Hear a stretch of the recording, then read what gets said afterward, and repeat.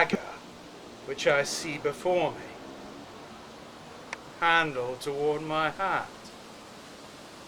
Come, let me clutch thee. I have thee not, yet I see thee still. Art thou not, fatal vision, sensible to feeling as to sight? Or art thou but a dagger of the mind, a false creation proceeding from the heat-oppressed brain? I see thee yet, in form as palpable as this, which I now draw.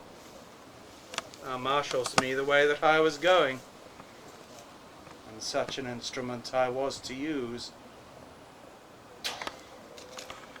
Mine eyes are made the fools of the other senses, or else worth all the rest. I see thee still, and on thy blade and dudgeon gouts of blood, which was not so before. There's no such thing. It is the bloody business which informs thus to mine eyes. Now, o'er the one-half world, nature seems dead, and wicked dreams abuse the curtained sleep. Witchcraft celebrates pale Hecate's offerings, and withered murder, alarmed by his sentinel, the wolf, whose howls his watch.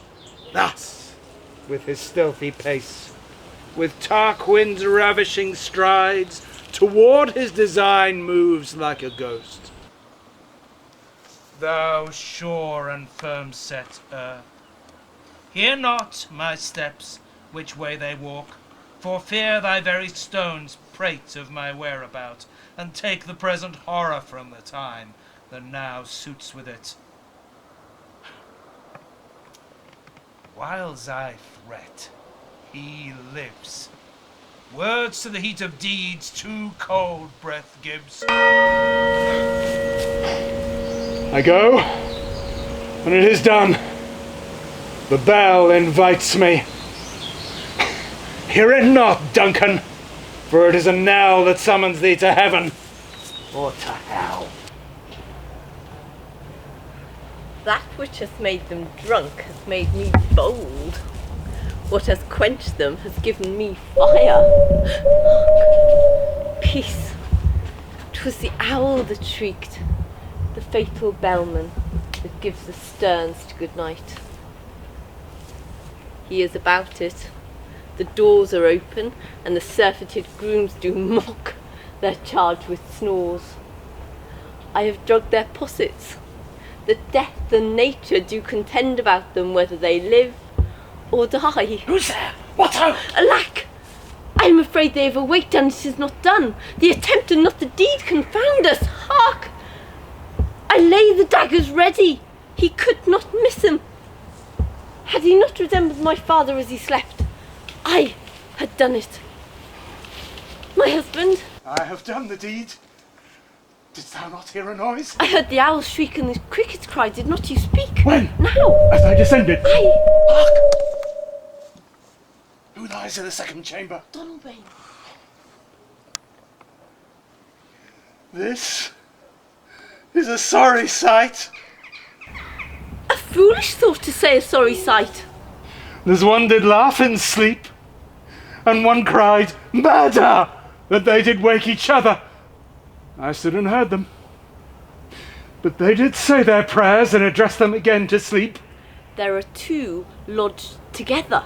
One cried, God bless us, and amen the other, as they had seen me with these hangman's hands. Listening their fear, I could not say amen when they did say God bless us. Consider it not so deeply. But wherefore could I not pronounce amen? I felt in most need of blessing, and amen stuck in my throat. These deeds must not be thought after these ways, so it will make us mad. Methought I heard a voice cry, sleep no more. Macbeth does murder sleep. The innocent sleep. Sleep that knits the ravelled sleeve of care, death of each day's life, sore labour's bath, balm of hurt minds, great nature's second course, chief nourisher at life's feast. What do you mean? Still it cried, sleep no more, Glamis hath murdered sleep. Therefore Cawdor shall sleep no more, Macbeth shall sleep no more. Who was it that thus cried? Why, worthy Thane, you do unbend your noble strength to think so brain-sickly of things. Go, get some water, and wash this filthy witness from your hands. Why did you bring the daggers from the place? They must lie there.